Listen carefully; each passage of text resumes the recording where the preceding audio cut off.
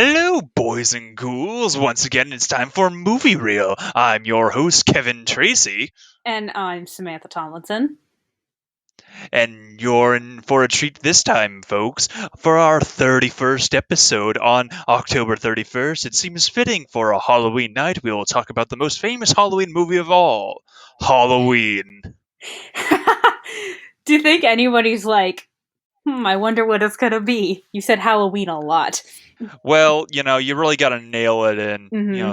Sometimes people just don't take a hint. So yeah, we're doing Halloween, the 1978 original by John Carpenter, a true classic in terms of horror. We're more or less done with our history of horror thing, and we're just kind of going with a fan favorite. Personal favorite of mine, and it's just kind of been a tradition for the past few years that every time Halloween kind of rolls around, you got to watch this movie at least once. And I know I did about a week ago. So have you ever seen this before, Sam? Before doing this, or I is this your first time? This was my first shocker. Okay, I mean, has there been any movie Wow, this month this that I've actually seen? I I saw a standard I question. saw like a snippet of them years ago, and I've seen Nosferatu pop up on SpongeBob, but that's been about it. I haven't watched like any of the movies this year. But my friends and I, we're gonna be like on. We're supposed to be like carving pumpkins, and we're gonna watch a scary movie. And at the time, I suggested, "How about Halloween?" And because I at the time, like, I'm kind of getting into slashers, let's watch Halloween. And they're all like, okay, yeah, but it wasn't like, I didn't know if it was like official. So then I don't remember if it was me that suggested we do Halloween or whatever. And then when they were like confirming, like, oh yeah, we're gonna watch Halloween, I'm like, oh, I'm doing it for the podcast, will that be a problem? And they're like, just don't tell us what happens because we're all gonna watch it, because I think they hadn't seen it either, and they want we Oh, all okay, wanted to watch something we hadn't seen. that's fair. Yeah. But I just won't say I mean, anything. honestly, this is like a good movie to watch. Just kind of like it's kind of gotten to a point where like this is kind of like a movie that I'll kind of have on in the background when I'm like doing something like around this time. Like I'll definitely like sit down and watch it because it's an entertaining movie, and I know I've kind of we talked a little bit about it before when we were doing our Black Christmas episode that this was kind of this is the movie that like popularized and kind of started the slasher craze, even though Black Christmas is more or less the first and kind of was like direct inspiration to Halloween because both directors of the films were friends with each other, and the director of Black Christmas told uh, John Carpenter is like, hey, like John Carpenter asked him, is like, would you ever do a sequel? It's like, no, but if I did, it would be the guy like gets out of jail or wherever he is, goes back to there on Halloween night and kills everyone. It would call it Halloween. And then 4 years later, this movie came out. Wait, But sorry. The he director of Black Christmas said that about. yeah, the John Carpenter asked him if he would ever do a sequel, and then the director of Black Christmas gave that answer. And 4 years later, John Carpenter made Halloween. Hmm. Although Yeah. the director of Black Christmas says like no, Halloween is like John Carpenter's baby. That's his like intellectual property. Like that's his like that is not my idea. And he also like had like no intentions of making a sequel to Black Christmas. That was all like a hypothetical thing, I guess, that he was just saying just for shits and giggles with like among friends. Yeah, yeah, Um, yeah, yeah. because like according to like him, like John Carpenter had been kind of like itching to pull the trigger on making a horror movie because like if you go to like John Carpenter's like IMDb page, he is very well known for making horror movies. What else has he Like for made? example, Other than, I'm uh assuming, did he make the other Halloween sequels? he made a couple of them, but mainly the movie that I know him best as is the director for The Thing in 1982 because that is my personal Oh, favorite. okay, because that's why one of the kids being babysat was watching. They were watching The Thing during the movie, so that's why they're Yeah, doing they were that. they Okay, yeah, they were watching the original Thing from the Other World, which was like 53, I believe, and then he did the remake. uh yeah, he did the remake in 82, and then there was a remake in 2011. that was technically a prequel, but they marketed that really bad. That one was just a mess. What was it? But Was it anyway, called back The to Thing? it was just called The Thing. Okay, but it was a prequel. Okay. Yeah, it was super confusing because they did not market it as a prequel at all, or that it was a sequel, or if it was a remake. It was just The Thing. You watch it and figure out what the hell it is. Okay. So anyway, back to Halloween. What what kind of stood out to like what was like something that you knew like right away about this movie that you kind of had like direct expectations about? Um, I mean, I knew this was Michael Myers because I mix up sometimes Michael Myers and Jason. Uh, Yeah, no, my mom and sister like mix up like Freddy and Jason like all the wait, time. Freddy and Jason? But that's Yeah, very different. But this is like they're both well, wearing the a mask, whereas I mean, well, to Freddy. to be fair, like ever since the movie Freddy versus Jason came out, like Oh, when that movie came out, everyone kind of kept getting them mixed up, or a lot of people I knew kept getting them mixed up. It's like, oh yeah, Freddy, the guy with the machete. It's like, no, that's Jason. No, no, no, I thought that was the guy with the knife fingers. Like, no, that's Freddy. um, I, I'll be honest. I was getting again. This was my first viewing. Mhm. I expected it to be a lot more intense than Black Christmas, and I did not think it was. I actually liked Black Christmas more. I was on the edge of my seat a lot more for Black Christmas than I was for Halloween. And literally, and I will say there are things about Halloween that seemed a little more polished than they were in Black Christmas, but in terms of like the tension, I thought it was a lot better in Black Christmas. But to be fair, in Black Christmas, they don't know that there's a killer, but they do know, okay, we can't find Claire. Something's up. Whereas this, Yeah, no one really knows something's up except the kid who keeps seeing. He sees.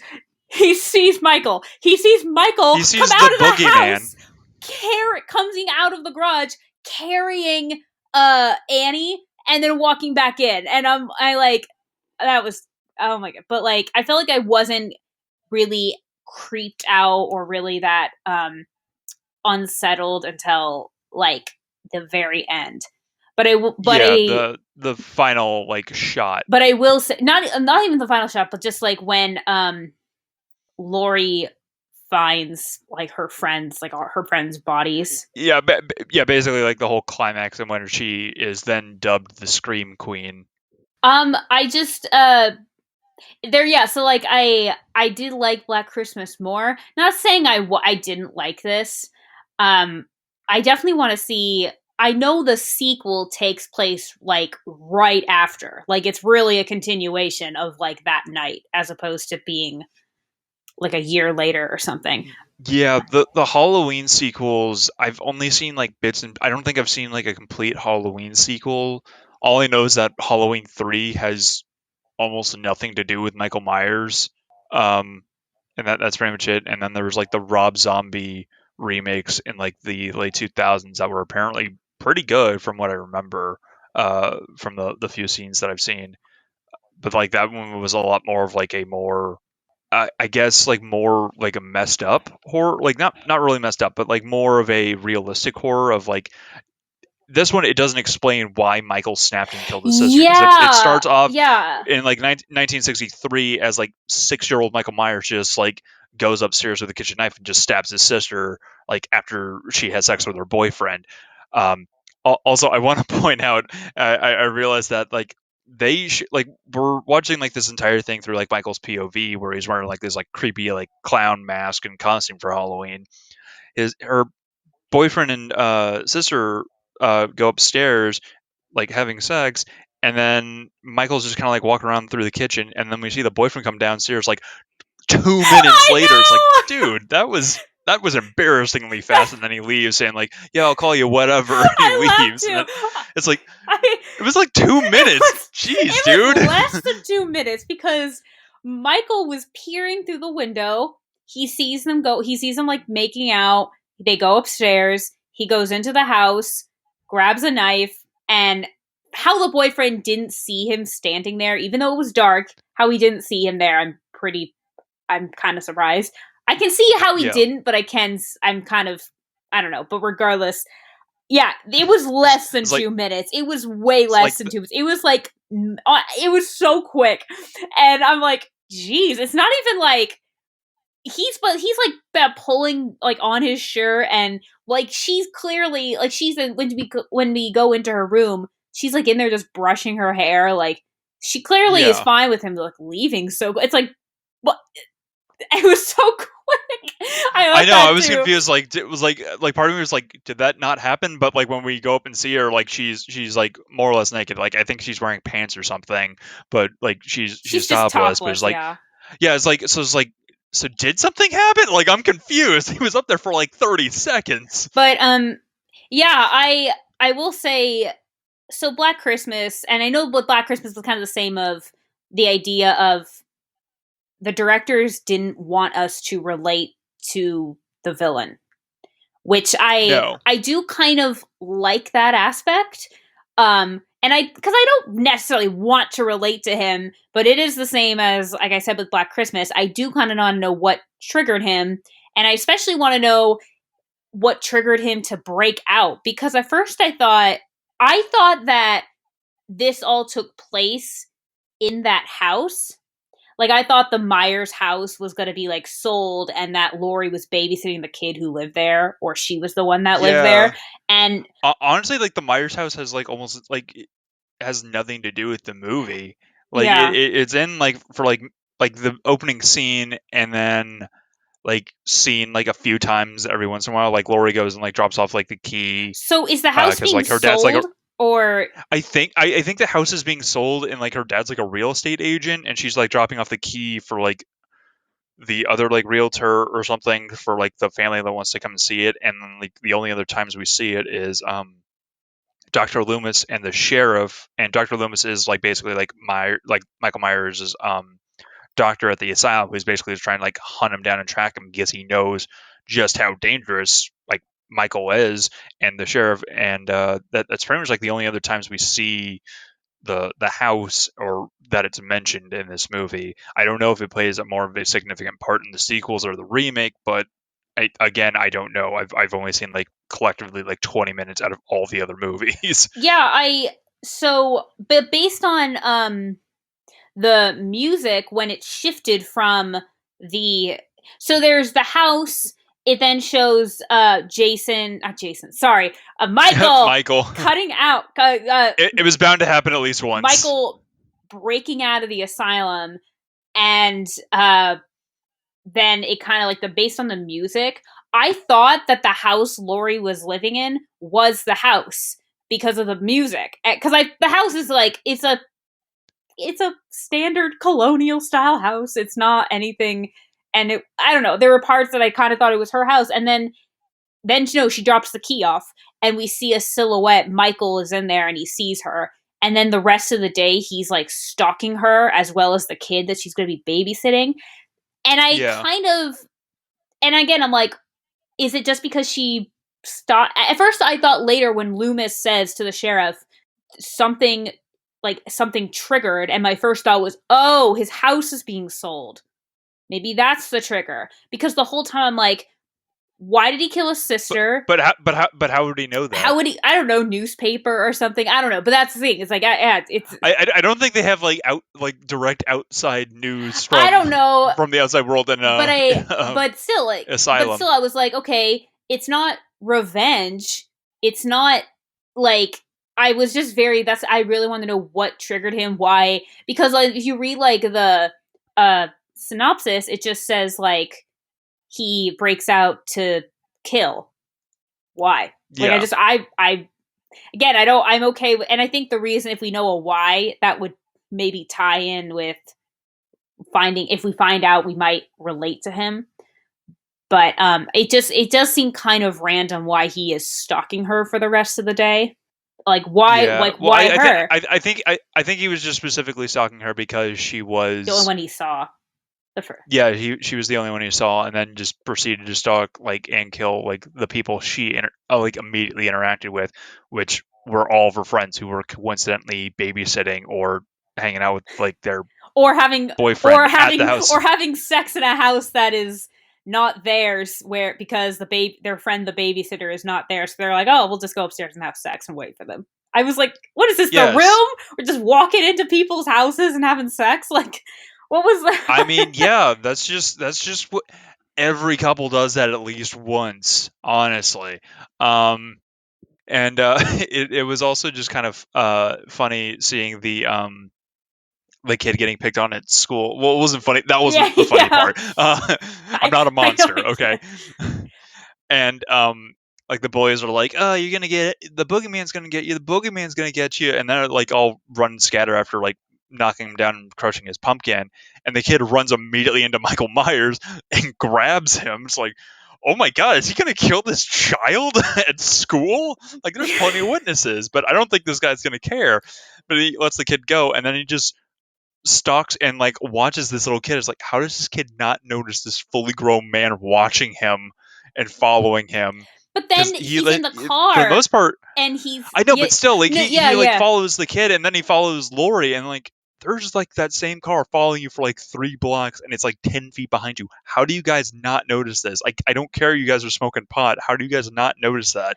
I noticed when there's like a pickup truck following me for like 3 blocks because they're riding my rear end, Yeah. just like the Michael is in this movie. Just like something's not checking out, Yeah. right? But I thought it was just yeah, kind of going back to him just becoming weirdly obsessed with Lori. I thought it was just also kind of weird because at the end when she does go into the house because she's realizing like, that's weird. Annie should have been back by now, and she sees the van. Her other friend's van is over there, but they're not. It looks like the lights are off. Like, what's going on? So she goes in the house, and this is when I was like, oh my gosh. And then she sees the body of Annie laying on the bed with the tombstone of Judith Myers, who's Michael Myers' sister, who he killed. And it just was like, she opens, and she basically, the boyfriend of her other friend, like, swings out. He's like, He's suspended, like hung up upside down. And the other one's like stuffed into like a cabinet. Like, the setup, it was like, especially with the tombstone, I'm like, was this all designed for Lori? Did he assume she was going to come over here? Which I can understand why he assumes she was going to come over here, but I think the setup is just very like, this is very specific, and none of this has to do with Lori. This is all completely, she is not at all involved in any possible way to this. So I more just thought like, I don't know. That's really kind of what was making me think like, why her? But also, and I thought this when the kid runs into him, he doesn't seem to, and like, okay, and at the end when he's in the house that she's the house of the kid she's babysitting, and she's telling the kids to like go hide and whatever. He is not interested in them at all. He's interested only in Lori, and I'm kind of wondering, like, I guess because he reminds her of his sister. Of his sister is what I'm kind of assuming. I thought, so the thing is, there is definitely, whether it's intentional or like it's part of Michael's like whole complex of why he's killing. There is like a sexual aspect to this because every time he kills his sister right after she, has sex with her boyfriend. He kills Annie, who's about to, as disappointingly quick as it was. Yeah, and I will say her screams were very like, I'm like, you're being stabbed. I thought you were talking about the sex. They're talking about the killing. Oh my god. Well, both were pretty quick, but actually, anyway, yeah, he kills his sister after she has sex. He kills Annie. He gets in her car and strangles her because she's about to go pick up her boyfriend, and then he kills what's the other, Linda, and her boyfriend. What's her boyfriend's name? Bob. Bob. Okay, and he kills him, and then he kills her both after they had just had sex. Like Laurie is, I actually on IMDb it made a point saying like everybody the whole in most slashers the whole idea of how like virgins never die, whereas it Yeah. makes it's I don't know if it was John Carpenter that said this or if it was just what was on the IMDb page, but it was saying that how like it's not that she's a virgin, it's that because she is air quotes like alone and by herself, she's a lot more alert and perceptive that something's happening as opposed to her friends who are, they're like, oh, I want to go get my boyfriend. I want to go have sex with my boyfriend. But it seems like in terms of if that is a complex, if that is an issue with Michael, again, this doesn't really apply to Laurie. All the others seem to connect to that. So I don't know. Laurie Yeah. seems to be the anomaly of all this, which is I feel like he like singles her out because the most because he saw her first and was like, yes. it's like the first person you see is like, oh, is that my sister? And then proceeds to kill all the other ones because they're doing like a similar thing that his sister did. So he pretty much like because for the most part he only kills like the girls. I mean he kills like the boyfriend because he was there, I guess, and the dog because that was also there. The dog, I was like, Um, no. Yeah, I Yeah. also want to point out he strangles a German Shepherd and no one notices.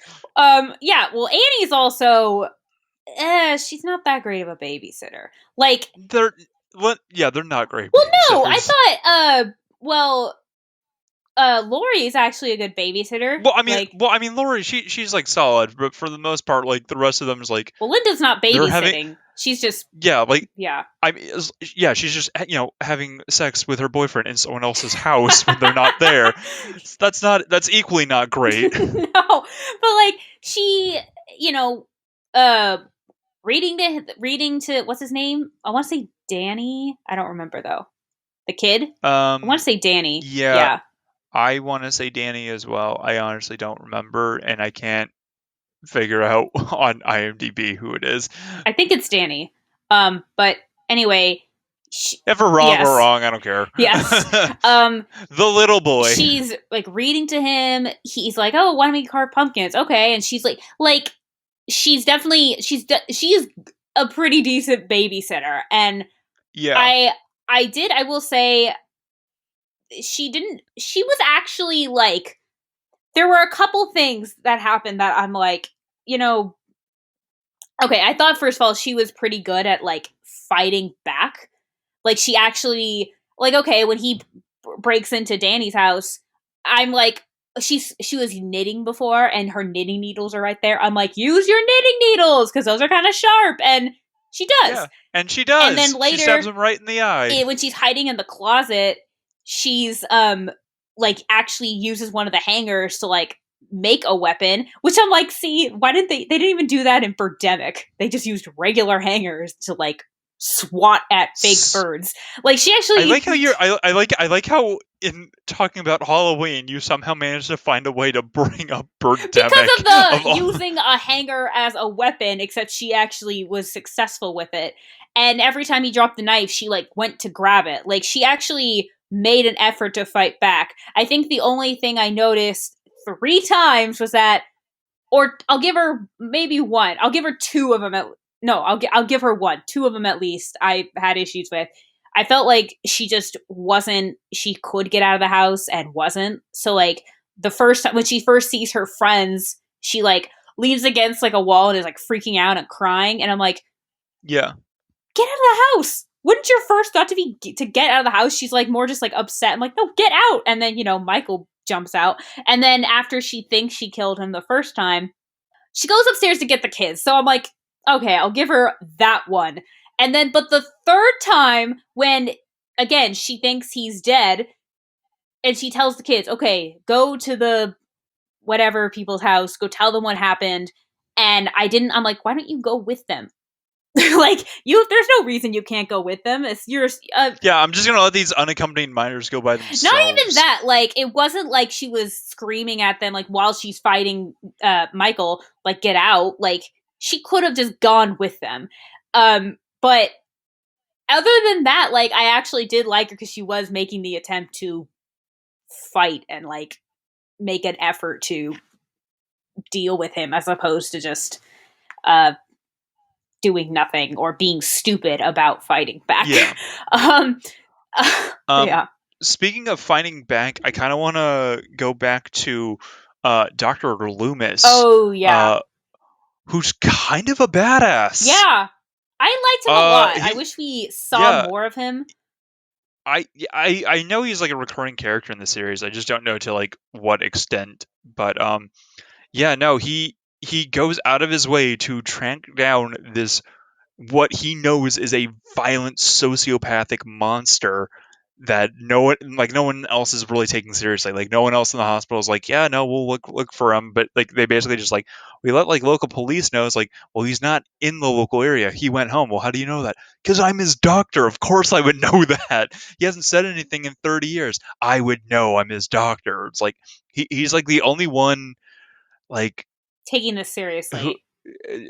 taking initiative, and it's kind of like got like this like Van Helsing versus Dracula kind of vibe of like Oh, it's like a personal vendetta of like he needs to get him, but it's just like he's like putting in like all this work and effort to like try and catch him because he's the only one who like fully knows like no, I've been his doctor for like 20 years. There is nothing behind those eyes. This man has like no remorse for any living thing or any living person. He snapped for no reason when he was 6 and killed his sister. He will easily do that again because this is the mind of a child in a full grown man's body who can easily kill you. And it's like, okay, that's a fair point. Also, he's packing a gun and just pulls it out at like the slightest moment when they're investigating the Myers house with the sheriff, and it's like, oh, it's okay. I have a license for that. It's like, okay, that's cool. This doctor is packing. I want this guy as my therapist. I liked him a lot, and I kept thinking like it would have been a really. I mean, this is not again. I don't think this was a boring movie. I did think compared to Black Christmas, it was a lot slower. But to be fair, again, like I said, Black Christmas, there was a longer timeline as well as something's wrong was uh on the table much earlier. Whereas this, it was a shorter timeline, so there wasn't as much, the tension shifted and there was less of. But I kept thinking this would have been really interesting if this entire movie was from Loomis's perspective and like him hunting down Michael because like yeah, we don't see that much of him. He's roughly his entire he's in the movie for 20 minutes like total. Yeah, And I but it feels a lot it more. Like does they use him yeah. like very effectively in every scene. I just kind of wish there were he is there isn't really any scene that he is like do I don't know. I just kind of felt like the tension could have been even greater from him. I felt like he finds the car. He knows he's like nearby. Yet still didn't really feel that much tension because of it. And I mainly Yeah, it's because we knew where he was, but like it's but like I don't know. I did like him a lot. He was interesting. And in the beginning though, so this is the right after we get the flashback of the this is the first time jump of well, there's only one time jump, but this is the time jump after we see that Michael, like a 6-year-old little kid, murdered his sister. And he's like with a nurse, like driving to the mental hospital, and he's saying like no, like I never wanted to get out. He can never get out. Like, and then of course he's gonna get out. And they get to the hospital, exactly. and I kind of thought he was just gonna be there in this one scene. I didn't think he was gonna be that important or show up again. But I had to see this scene was weird because they see a bunch of patients just roaming around outside, and then Jason just leaps onto the car. Michael. Michael! Ah!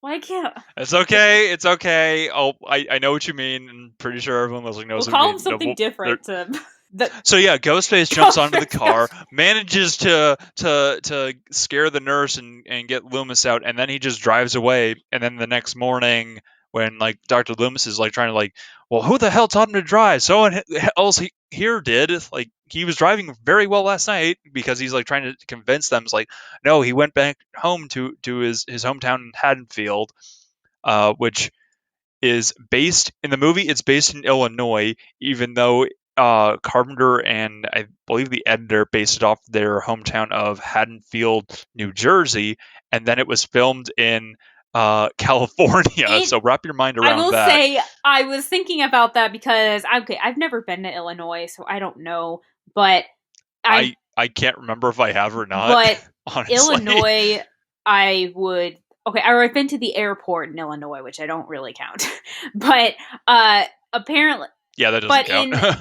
this is Halloween. This is fall or almost November. I feel like it would be a lot colder, and they were all just kind of wearing their regular clothes. And I'm like, again, I don't know, maybe like a jacket. They're all just wearing their normal stuff, and it did occur to me. I'm like, feel like weather wise that doesn't make sense, and then I realized, and then I found out, oh, it was shot entirely in like Southern California, so of course they're not going to be freezing. Yeah. um I want to talk about her friends because they fulfilled all the cliches of slashers, and again, this is in the era just before these are actual like cliches and tropes. Yeah, like the only other like there's only been like a handful of movies that like kind of like coined like the whole like cliche things, and like Black Christmas like, is definitely like the main inspiration, but this is the one that like This made it mainstream for everyone So else. that had all like the creepy cliches, where this had a lot of the very like dumb cliches. Like, okay, Annie, who's the friend, who is Laurie's friend, she's babysitting the girl across the street. And I want to point this Yeah. out before I forget. The girl she's babysitting, her name's Lindsay. That's Kyle Richards, who is one of the Real Housewives.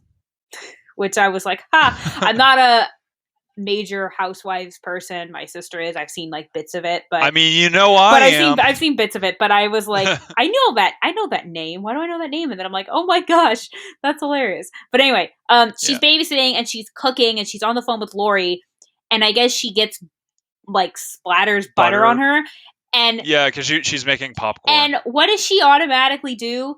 She takes off like all her clothes, and she's not wearing. First, she takes off her shirt, and she's not wearing a bra.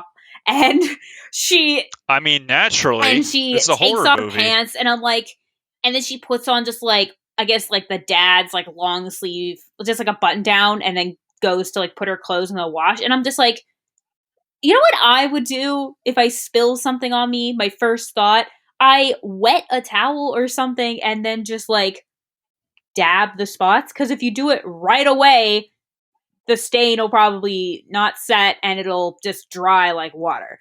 Like, I feel like I would do that unless I would probably do that even in my own house.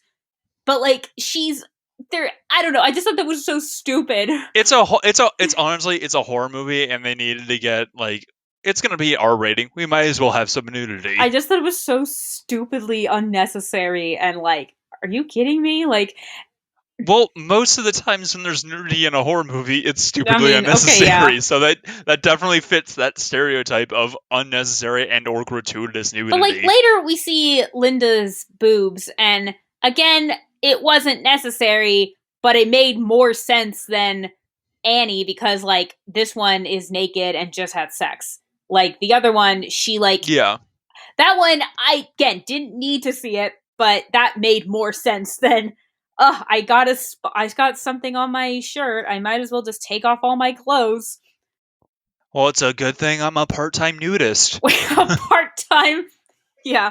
Yeah, part-time. No, it's for my religion. Don't worry about it. But another factor that I kind of want to talk about this movie is the theme song that they play in the opening credits. God. Okay.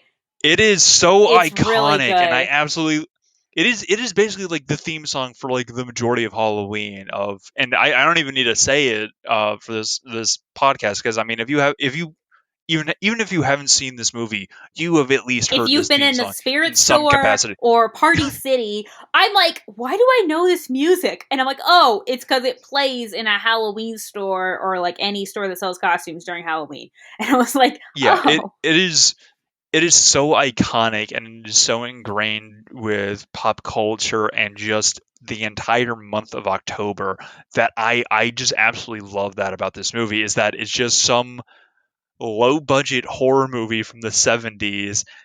Like, this movie had like a budget of like God, what was it? It was like yeah, this movie had a budget of $325,000 and it made over 47 million.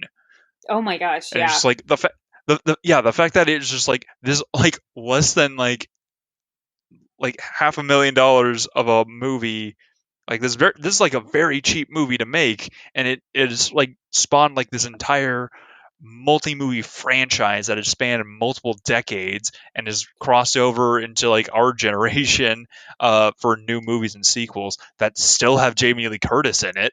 Yeah. um and the fact that it's just the theme song is just a permanent fixture of October. I just love that, and I know I've said that before for other stuff of that it's just really cool how there's just random like sound bites or things that can instantly be recognized for a movie. I just love that, and this is just like the perfect example of that. Yeah, I thought the score was really good. And I did think about how I think you mentioned, did we talk about like the lack of score in Black Christmas? Was it Black Christmas where I said like there's a score? Or maybe no, maybe it was American Werewolf in London.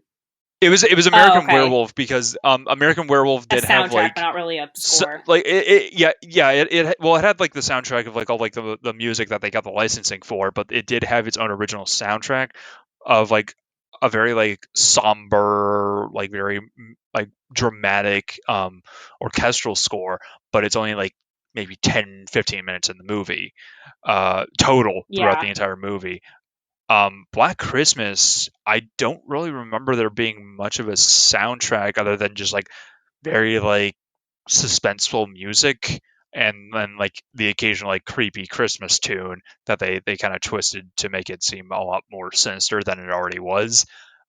Which is nice when they turn something cheerful and happy into something sinister and Like the song creepy. Tiptoe Through the Tulips. That like creeps everybody out, and I don't think it was meant to be a creepy Yeah. song. Thing is, I weirdly Oh love yeah. that song, but I love it because I haven't seen, is it Insidious? It's one of it's I or is the think it's one of, so. I don't know. But The Insidious or The yeah, it's one Conjuring. of It's those. one of But the two. it I I'm not much of a paranormal guy when it comes to horror movies. It's not that I like it creeps me out or anything. I never really found like the appeal to that. Just in general, like like paranormal investigation, like ghost hunters and stuff like that. Um, that was just something that I never really kind of connected with. So it was something that I never really. see that stuff creeps me I out mean, I've given more than yeah. like this would, because this is like a slasher in a sense is almost like a mystery, but in Kinda, in a yeah. sense. But like paranormal supernatural stuff like creeps me out because like I think certain like okay, for example, I think I've mentioned this before.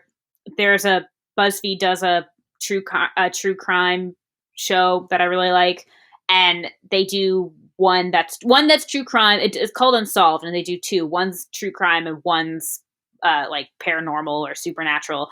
And I saw one episode of the supernatural one, but I specifically didn't want to watch it because like a true crime, I can rationalize and like I understand that this is a human being that's doing this, whereas supernatural, it kind of is like that's a door I don't really want to open.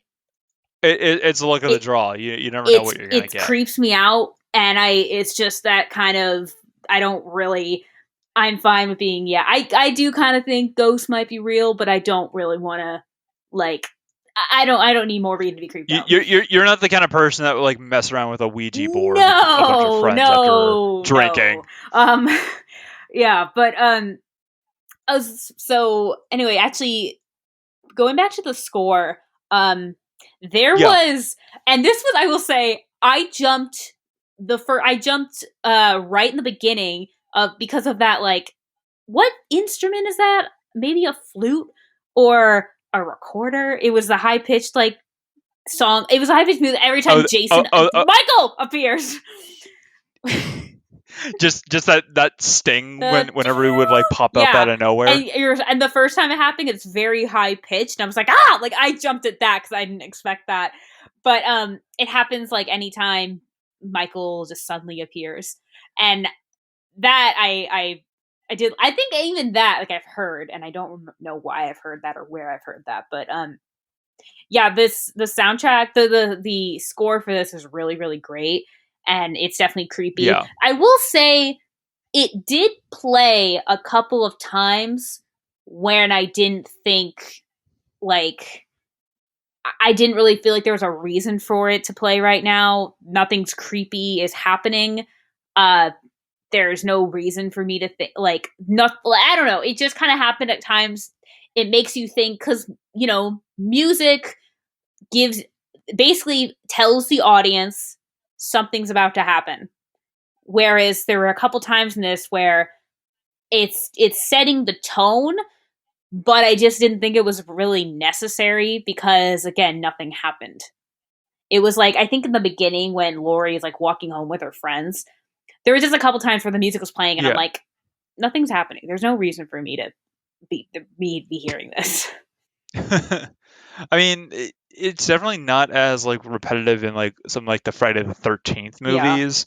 Um, like it's kind of veering off, but like in that one they have like the uh a similar thing where like he jumps out and they have like a sting, but there's a lot of times where they're playing like a very like suspenseful or like eerie music of like, oh, is he watching them? Like he probably is, but we don't see him, so it means absolutely nothing that this is a creepy music when they're walking to their car and driving away, and then they're fine like 40 minutes later in the movie. It's like, well, wait, why were they playing creepy music? There was nothing creepy Yeah. going Yeah. on. Yeah, they definitely do that like a couple of times in this movie, but it's not as worn Yeah. out Yeah. as it is in other movies. It's mainly in the Um, beginning. It's it, it mainly do- in the first act. But then Jason starts yeah, killing, and it's like, okay, well, it makes sense. Michael, Michael, for God's sakes. Okay. I, just put it. The guy starts killing. William Shatner starts killing. What a twist. He takes off. That, We got it. Yeah, she rips off his mask. yeah, and well, his mask is based off of it's William Oh, Shatner from Star Trek, and then the makeup and props department, they basically took like a Captain Kirk like William Shatner mask. They took it back. They shaved the sideburns off, messed with the hair, and painted it white, and gave it to the actor or actors playing Michael, because there was like 5 or 6 different people playing Michael in this movie. They had a Michael doing the stuntman work after he gets shot and falls off the railing. They had a Michael who was like a dog trainer for when he was like killing the dog. There was a like a main guy. There was one guy who was like basically like Michael the majority of the movie. The like main editor was Michael for the POV shots in the beginning when he was a kid. There's the little kid who played young Michael. There was the Michael who had his like mask taken off at the very end, and apparently, like this is just a rumor.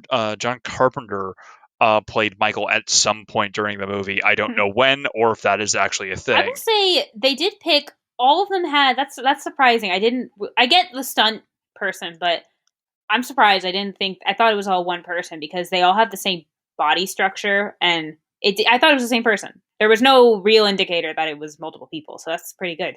They chose well. Yeah, no, it was just the times where it was like, oh, this is clearly like a different person. It was just like they picked a time where it was like, okay, well, we're just doing a POV shot or something like that here, or it's just we're like for the dog bit, we only see his legs, so it would make sense if like that person didn't have like the similar body type. Um, oh, and they also had a different guy playing Michael whenever he needed to like destroy like a window or like busting through the closet, and he was like the set designer, so he knew what could be destroyed and what couldn't, So like what many was actually like a people. permanent fixture. Jeff, There was it's like your turn to be Michael today. Oh, All right. Again, All right. I did it last time. All right. Time to go stabbing again. Let me Yeah. sharpen my knife real quick. I do want to talk about that scene where he is Laurie opens the like window or the like door to the outside from the master bedroom and she's hiding in the closet. And I mean, I appreciate the effort, but he had to assume that she was hiding in the closet and she was just trying to Did you throw her just off. assume my hiding place? But he's like, I can't imagine though. I thought, I know apparently, so Jamie Lee Curtis plays Lori, and apparently she was doing such a horrible job on day one that she was going to be fired. And I think because Oh, I didn't know that. and she got a call from John Carpenter, and she was assuming that he was going to fire her, and he actually no, he was just I think just saying she's doing a really great job or something. But I don't know. Performance wise, I didn't really have an issue. I thought it was fine, especially when she was dealing with Michael because she looked You got the so name I right. know she was so that especially that closet scene because that was terrifying, especially because she the and also she fought she back. did fight back, but also the light was on in the closet, and I thought for a second that actually did make it even creepier. Or not creepier, it did kind of make it even more terrifying because it's creepy when the lights are off, but when the lights are on and it's like The monsters can see you. yes, and you can see it as opposed to like how you're always like you're afraid of the dark, so you turn on the light, but turning on the light is not gonna that's not the issue. So that was Yeah. actually very creepy, and she looked so genuinely terrified. Like I thought her performance was great. Yeah, and she was able to dethrone her mother, who had the title of Scream Queen from Psycho. Her Psycho. mother's Janet Leigh, which I think I knew and then forgot, and I was like, her mother's Janet Leigh. Yeah, Yeah, yeah. Her mother was Janet Leigh, who pretty much like had like the unofficial title of Scream Queen from her portrayal in Psycho, and then she pretty much dethroned her for being the Scream Queen in this. When uh, I almost said Jason out of habit from you saying it at this point. Michael shows up and scares her and like slices at her coat, and I don't know how he misses her. He's been like going batting 10 for 10 throughout this entire movie until oh my she gosh, shows yeah, up, and he slices her. he just misses it. And then she like falls down the not even falls down the stairs. She falls like over the like balcony part and Yeah, she lands on the yeah stairs. How yeah she's she alive is like crazy. And she's like running out of the house, like screaming for help. She goes to the neighbors, as you should. There's something going on crazy dangerous next door. I'm gonna go to the next door neighbors. And they like open like they turn on the lights and they look at her and she's like screaming for help and then they just turn off the lights and she's like, what? And I'm just like, yeah, you know what? I hope later when she gives her her report to the police that she says, I went to the neighbors and they did not let me in. I don't know what they thought was yeah. going on, but I'm screaming for help. I have an obvious cut on my arm and I'm limping. Like, I'm not trick or treating. It's like it's like I'm not trick or treating, and I'm clearly not like a deranged like homeless hobo or something like that. Like I'm not like it doesn't look like she's like on anything. She's fairly coherent. She's just scared out of her mind, but you could understand what she's saying. She's not slurring her Yeah. words or speech or anything like that. It's like this is a person in distress. She is bleeding. I Help her. just thought I think I was under the impression I think I have seen like a clip here and there, maybe from like something you've sent me that was talking about horror. I don't know, but Maybe. I was under the impression that it was going to be more of like a battle the whole like for most of the movie, which isn't really a Oh, okay. slasher. Like she was going to be trying to keep Michael out of the house or like she's kind of like protecting the I home think that's the front. premise of one of the sequels. Okay, maybe that's what I don't know, but I thought that was Maybe. I honestly don't know. Okay, I think that's what I thought this was going to be and then I'm like, why this is more of the formula of a slasher of people dying one by one as opposed to like a full-on war, which is what I seem to be thinking it was going to be. Um but we got to talk about so she rips off Michael's mask. And for a second, and this Yes, is when Loomis finally arrives, and he has we kind of see like parts of him. Like when he jumps on the car, you kind of see what he looks like a little bit. He's like a Yeah, a blonde little bit. white guy, but that's pretty much it.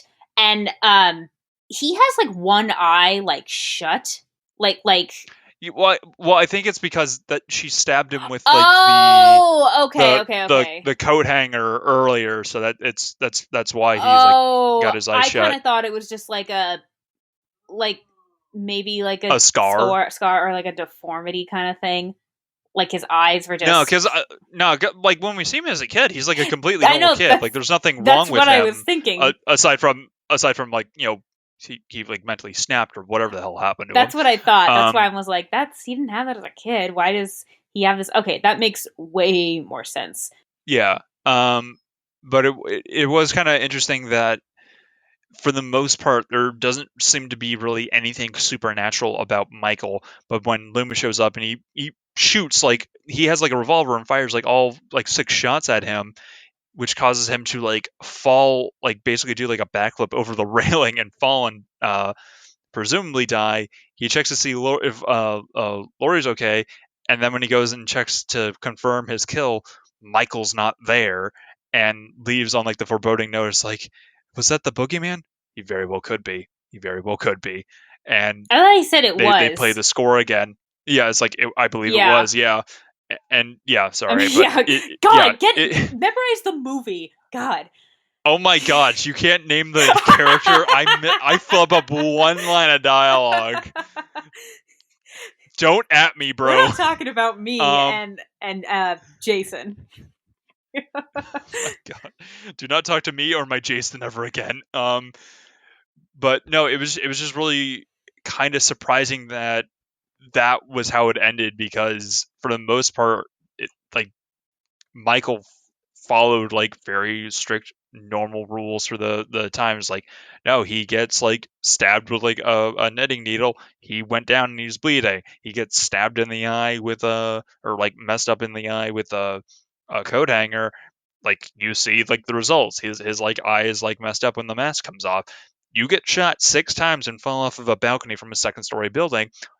You don't get up. But in this is like the one time where like he gets up and gets away, which I mean, it makes sense because like sequel material, and this does kind of go into like you never know if the killer's dead kind of cliche for horror movies, and that makes sense. And I understand why they did that, but it's just like I felt like they could have just like he could have like fired and like made it seem like the bullet grazed him and then he got away and he just couldn't catch up with him Yeah, because I'm or like, something like is that, or like had him trapped somewhere. yeah, and I was like, and he breaks out, kind of thing. Yeah, Yeah, because I was thinking that too. Like, so yeah, the knitting needle. I get he'd be in pain and injured, but I don't think he would be dead. And then wasn't he also stabbed though by her?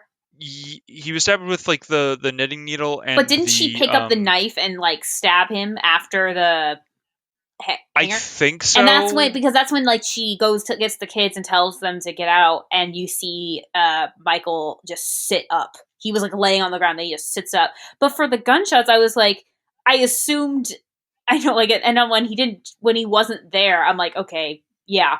But I was more like, is he Well, wearing? there's like 8 sequels, so of course he needs to be But I was more back. like, is he maybe wearing like a vest underneath, like a bulletproof vest? Like I'm trying to think of how he did not die from six being Yeah, like just like 6 shots at least. yeah, at least. Yeah, no, again, I haven't seen the sequel, so I can't judge that. All I know is that the third one has almost nothing to do with Michael, from what I remember. I do want to watch the second one. I I do too at some point. I'll probably make that like something I'm gonna do this week or something. But yeah, that'll be I fun. because it I think I looked up the sequel and I assumed it was like I don't know, like a year later or something. I whatever, but then found out nope, it's literally just continuation of that night, which I'm like, okay, that I really like because Yeah, that is really cool that they did that. yeah. Um, so I guess it kind of just jumps into our final thing of could do you think this could happen? Um I will say I think I know before we were talking about the complex, and the idea of like I can't wrap my head or I couldn't wrap my head around the whole time like why he was picking Laurie. I'm now more I think Mhm. about it, I can understand like it wasn't as much revenge or because of the nature of killing his sister and the fact that it was his sister. It seems like there'd be more of a complex of he only kills people who do this or Resemble a resemble his sister. sister or out of revenge or something. And I still kind of think that, but I can understand like, for I really like cop shows and obviously I like true crime. So I know Yeah. like that sometimes there can be like the complex of like it's not as much the why, but like it's more of the idea of like the planning or the stalking is what is the thrill. So I think in terms of that, I think there's a lot of things that are very realistic about this. Um, Yeah. I think, but I think why he would have survived all this is in question. But we also, I don't know, maybe in the sequels we get some answer to that. So who knows? But with just out of this movie, um, I think, and I don't know what teenagers were like in the 70s. Apparently, they were terrible babysitters and constantly They were just terrible people from the movies I've seen. and just having sex in random people's houses and, and like can you imagine those people are going to come home and find, oh, I mean not find, they're probably the police I'm assuming would be there. But like, oh, someone's been on our couch. Hey, like someone's been in our fridge.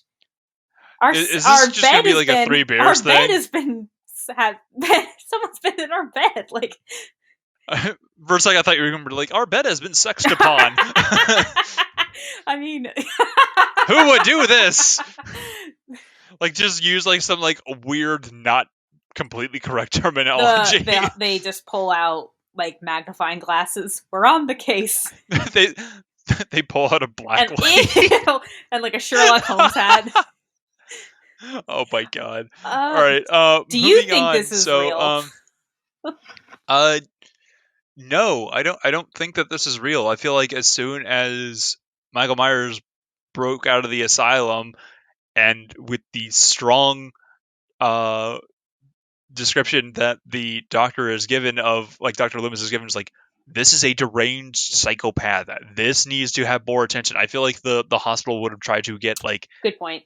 like basically would have like tried to put in like way more of an effort and just made sure that like not just one doctor is going out looking for this insane guy who killed his sister at the age of 6. I felt like there would have been a lot more like involvement because he has to like go and approach everyone like face to face. Like he involved the sheriff because he just happened to stumble upon him for like a random break-in, which I assume it was Michael earlier in the day. That never really Oh yeah. kind of I gets mean, touched I up assume upon. it has to be. They're saying like, well, Yeah, the just Bob some was suspended some with the rope and rope, and but I love they took some rope and a bunch of knives. It's like that sounds like a killer. Like yeah, it's like, oh yeah, kid stuff. Like, no, what kid would take a bunch of knives and rope? yeah, Um, but yeah, no, it just seems that like I think a lot more involvement from the hospital and the police would have been involved rather than just one doctor and one hodunk small town that's sheriff. a good Like at point. least like a few deputies or a few other like medically licensed professionals that like Loomis works with or like work under him, like a couple like nurses or like orderlies from the hospital that like know like Michael to at least some kind of familiarity that they could like identify him without his mask because he doesn't walk around with like the mask. I'm assuming the entire movie. Otherwise, people would like immediately like, okay, who's the freak following us with the mask? I'm calling the cops. Like, I get it, it's Halloween, but like that's sus. That's really But sketchy. also, now that I think about it, so yeah, I do agree. I more think like Lori was pretty real. I think there were a lot of aspects about this that were very realistic. Yeah, no, like But I like everyone like portrayed like their characters like as like normal as I would think. Like oh yeah, like the girlfriend obsessed with like their boyfriend, vice versa, or like she just wants to go out and party and have fun, and Lori is just kind of like, plays it safe and is kind of like the very like vanilla Yeah. like virgin type character that would live through a situation where a killer would be I involved. more think I don't buy that she wouldn't. Why would she not try to get out of the house? And why was she still in the house? Because they needed more of her and Michael. Okay, but that's not a Yeah, good reason because any person would have gotten out of the house. Um, because then the movie wouldn't happen, well, Sam, and we wouldn't get that climactic showdown between Lori and well, you know what Jason. you know what it Ugh. could have been. Oh, you're I not gonna know, correct me? I know, but if anything, it could have been like she's leaving with the kids, and then Michael just grabs her from behind, and she still screams to them, go get help," or whatever. Like that feels makes more sense. Um, I mean, that more or less like happens like when the kids like eventually yeah, but why leave. wouldn't she have gone with them? That's. I just don't think why I, would she still I stay in the house with this killer? I feel like she was like, I think that was just like her way of like trying to protect the kids, because of like if she ran with the kids, she's gonna run faster than them, and he's gonna catch up with the kids before he's gonna catch up with them. Oh, because I he so I was after her, not the kids.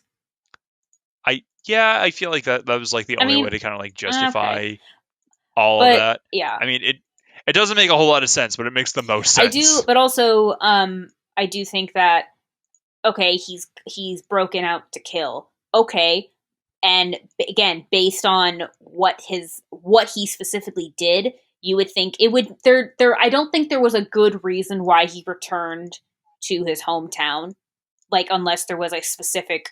There wasn't. What was the specific reason for it, other than is that where his It's sister's Halloween. that's where his sister's tombstone was? Like I think it was just because it was Halloween. I think that's why. I don't know why he waited so long, I but just don't I think it makes sense. Like if he just wanted to kill, why would he go back to his hometown? Why not somewhere else?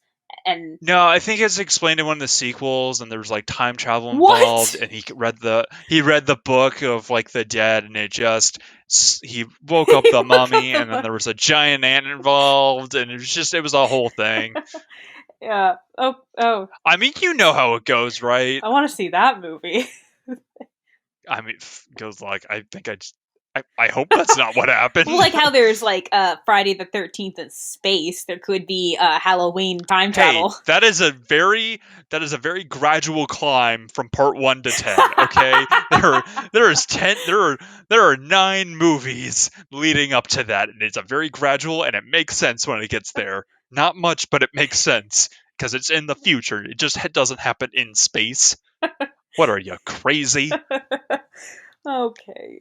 It's not like Leprechaun 4 where that takes place in space. They only had 3 movies to build them up into space. Friday the 13th, they had 10 movies. It makes That's sense. so many. I'm on 6 right now. Oh yeah, you're watching all of them. I'm watching all of them right now, and I'm on 6 right now. Oh man.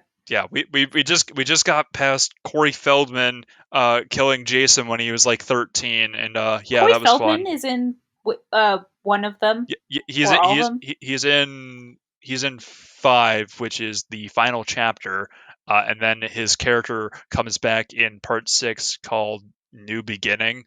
Because originally they were only going to make like 4 or 5 parts, and it's like, this is the final chapter. All right, now check out the new one, New Beginning. It's like, what? No, that's not how this works. So, yeah, the only Friday the Third I saw part of the more recent Friday the 13th. Oh, I'm sorry. Like I saw, they put him in the lake and then he jumps up and kills them or go to kill them and then that's the movie. The red credits roll. Yep, Actually yep, after Laurie stabbed him with the knitting needle, I was like, is that it? Is the movie over? Nope. yep.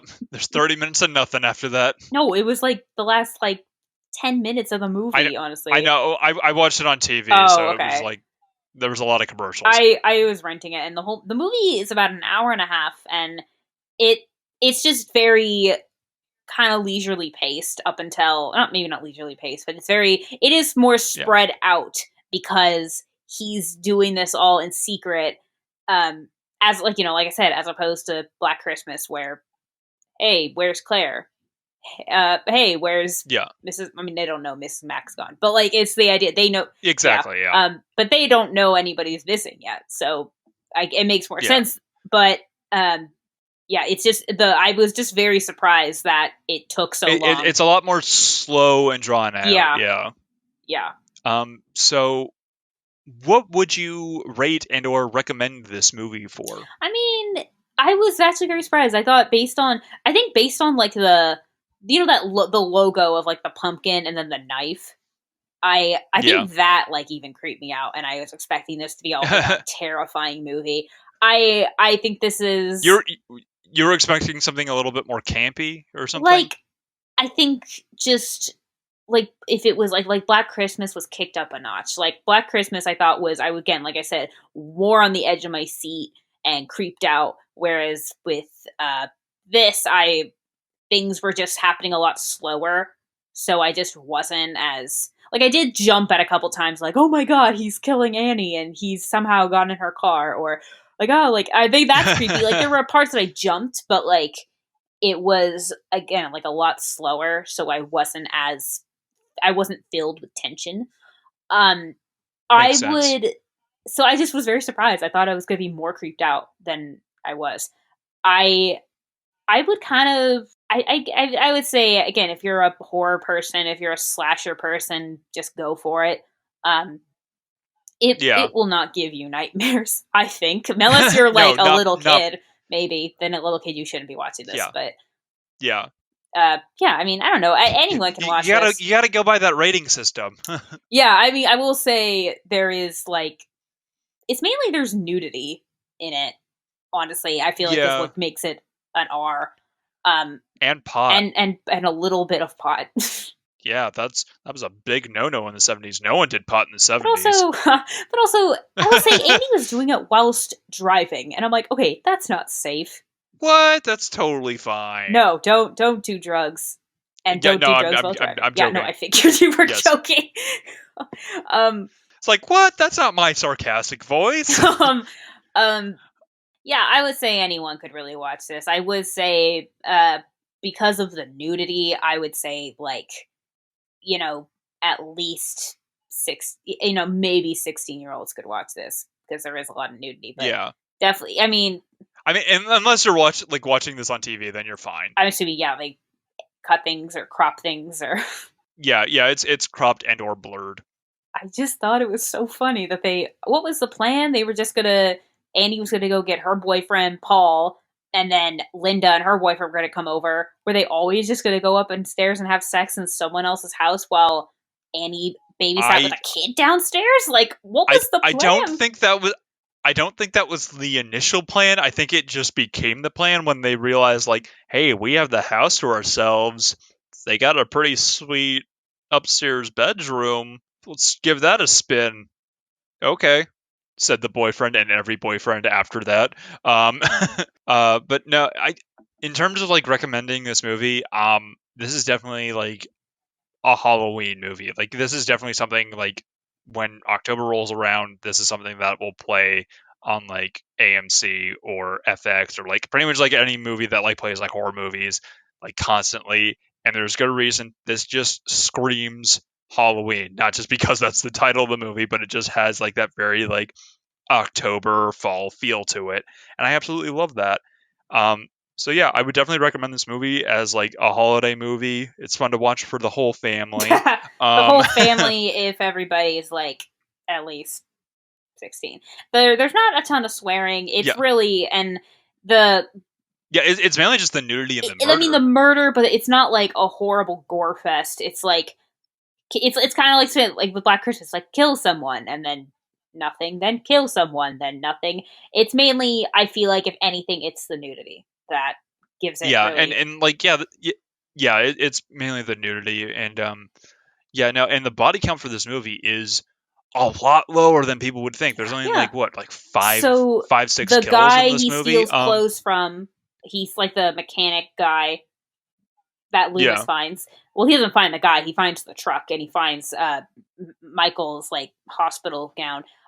He then kills, Linda, uh, His sister in the okay, the beginning. sister, and the mechanic guy, The Annie, dog. Linda, Bob, the dog, and yeah, about six. Yeah. So yeah, it's a very small body count. 5 people and 1 dog. The bastard. He had everything coming to him. I was when they have that, I was Um, like, he killed the dog.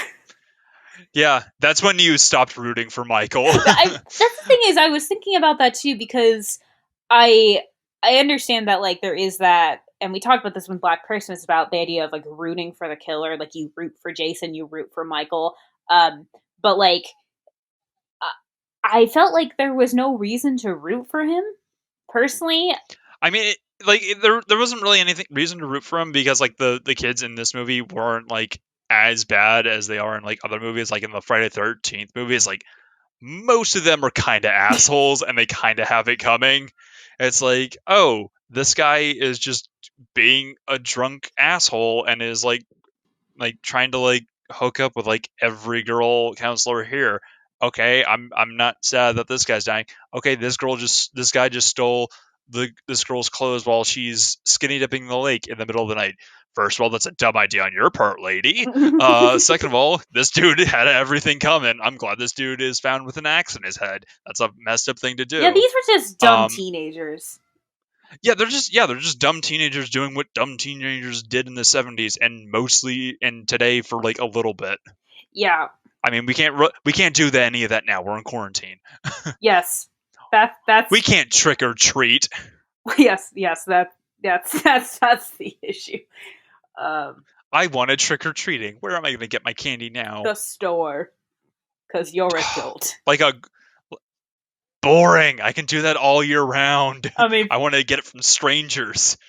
that's a weird way to put that. I only get my candy from strangers. Don't judge me. I can only do this once a year. Don't judge me. So final thoughts on the movie. I give this movie 4 bloody pumpkins out of 5. um, I give it again upon first viewing. I give it like 3 bloody pumpkins. I liked Okay, it. that's fair. I think it was just a lot slower than I expected. Yeah, that's fair. It is a lot slower than I remember. But the times where like stuff does happen, it is very entertaining. And in my opinion, Dr. Loomis steals the show like 9 times out of 10 with every scene that he's in. Yeah. Uh, he's just a powerhouse in that movie. And fun fact, John Carpenter originally wanted that character to be played by none other than the late Peter Cushing's. But Ah. the year before he was in Star Wars, there was no way they were going to get him for a low budget horror movie. That would have been really weird. That would have been really weird because he did want to go for like I said this before, a Van Helsing versus Dracula kind of vibe, and he played Van Helsing for many years against Christopher Lee as Dracula. So it was it was Grand Marf Tarkin versus Count Dooku for multiple movies. What? Yeah, you didn't know Christopher Lee was Dracula? I don't know if I think maybe I knew that. I believe Yeah, it regardless. I think I just didn't. I definitely didn't know that freaking Tarkin is Van Helsing.